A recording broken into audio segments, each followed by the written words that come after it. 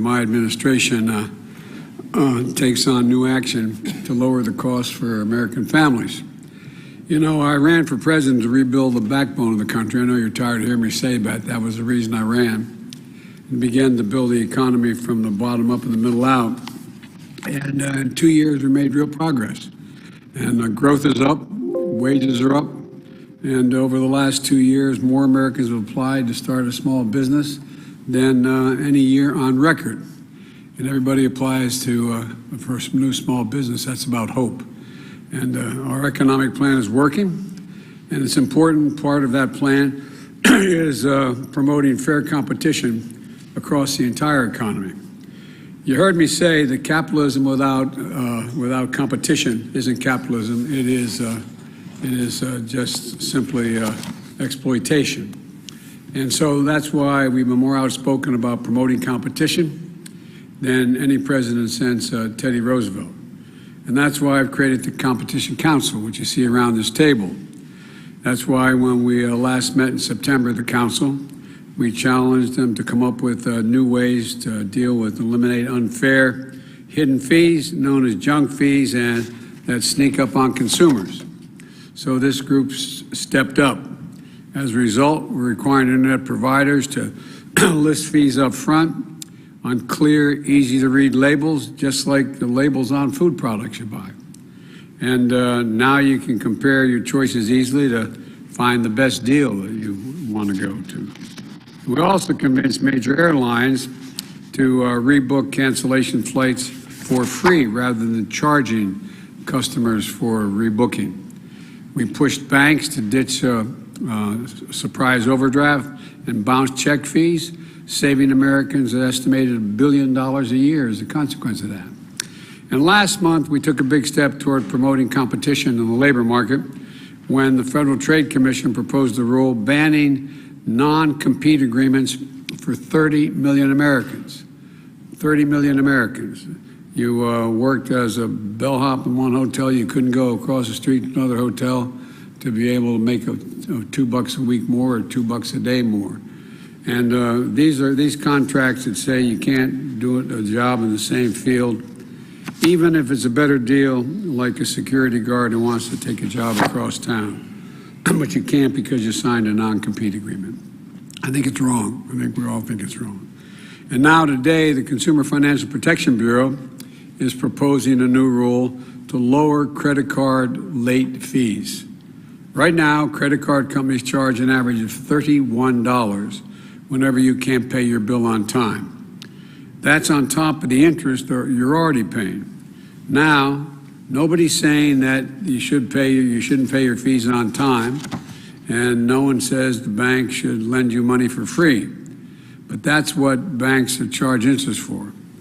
But in the Obama-Biden administration, Congress passed a bipartisan law that said banks cannot charge late fees that are significantly more than the late payments cost them in the first place.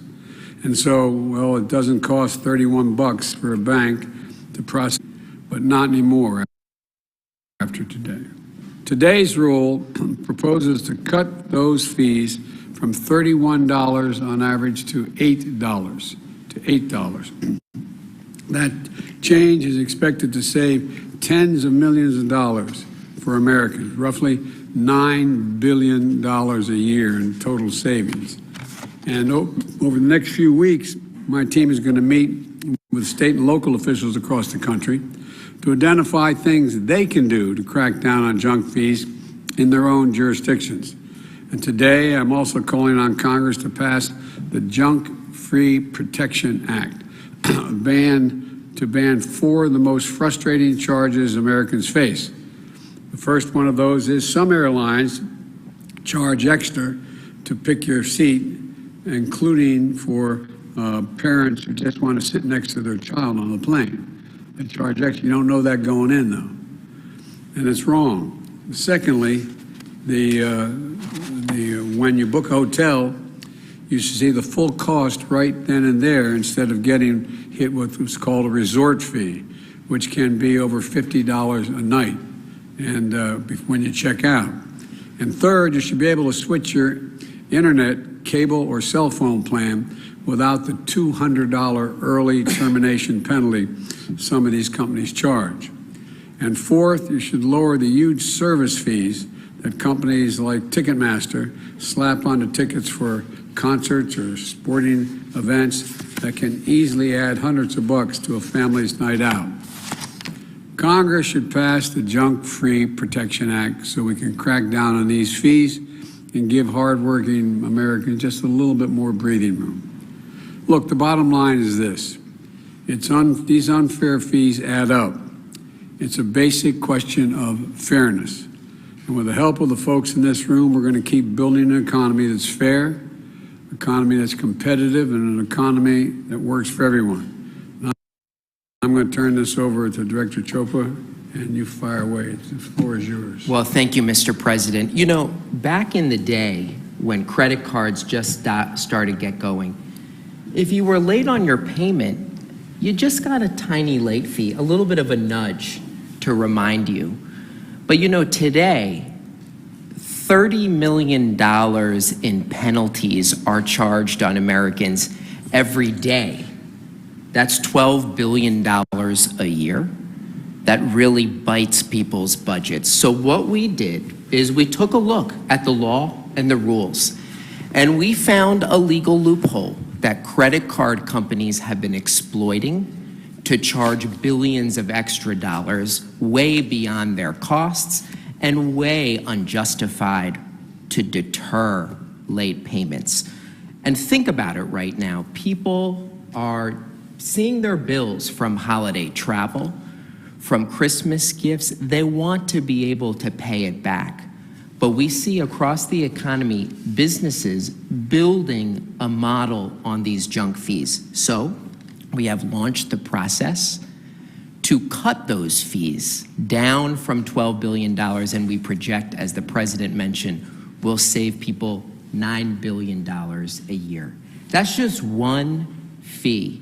And look, we want credit card companies and families to work together, and they already face consequences when they're late. They get an avalanche of interest when they are late, and interest rates now are hitting 20% for the average card. And what I think we also see is companies using inflation as an excuse to raise fees even more, and that is wrong. So we are going to take that work and see how we can cut away and chip away at some of these junk fees, building on our overdraft work and so much more. I'm really glad that so many of us are here and looking across government, Mr. President, to see how these fees are distorting fair competition. People want to be able to see the price up front and know what they're getting and not be surprised for something they can't even budget for. So we're really proud to push forward with this, and hopefully people can start seeing some real relief next year. Well, I hope they will too. Look, one of the things that we all know in each of your departments, people have lost faith in government's ability to deliver. They've lost faith in the private sector and what they advertise that they say they're delivering. And it's about just letting people know that, you know, we see what's happening. And it's totally appropriate to do what we're doing. And it really, I think, is this whole idea here is we have to rebuild confidence in our ability to deliver for the American people. And I think that's a big chunk of what we're doing here. I'm going to turn it over to Brian, Director of National Economic Council. Great, thanks, Mr. President. We're going to invite the press to leave, and then we're going to move on to the